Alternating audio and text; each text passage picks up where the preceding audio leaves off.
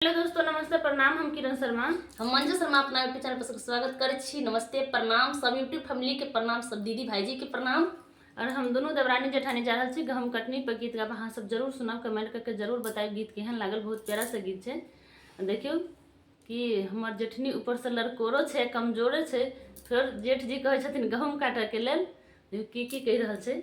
अहाँ सब जरूर सुनब, कमेंट करके जरूर बताएब, फुल वाच करके अहाँ सब जरूर सुनब। अंत तक गीत का सब सुन के जरूर कोशिश करब।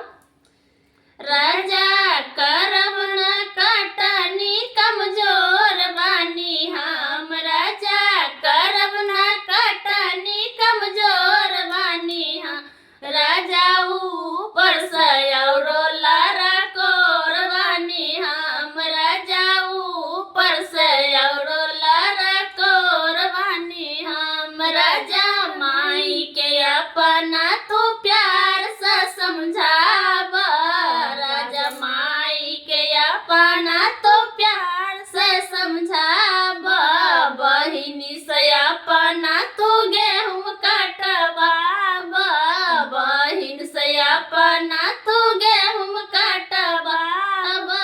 सुन राजा कनी ताहू हमारो बचन, राजा सुन कने हमारो तो ताहू बचन, राजा करब न कटनी कमजोर बानी हम, राजा करब न कटनी कमजोर बानी हम, राजा ऊपर से औरो लड़कोर बानी हम, राजा ऊपर से औरो लड़कोर बानी हम, राजा करब न कटनी कमजोर बानी हम, राजा करब न कटनी कमजोर बानी हम, राजा ऊपर से औरो लड़कोर बानी हम, राजा ऊपर से औरो लड़कोर बानी हम, राजा भैया के अपना तू प्यार से समझाब,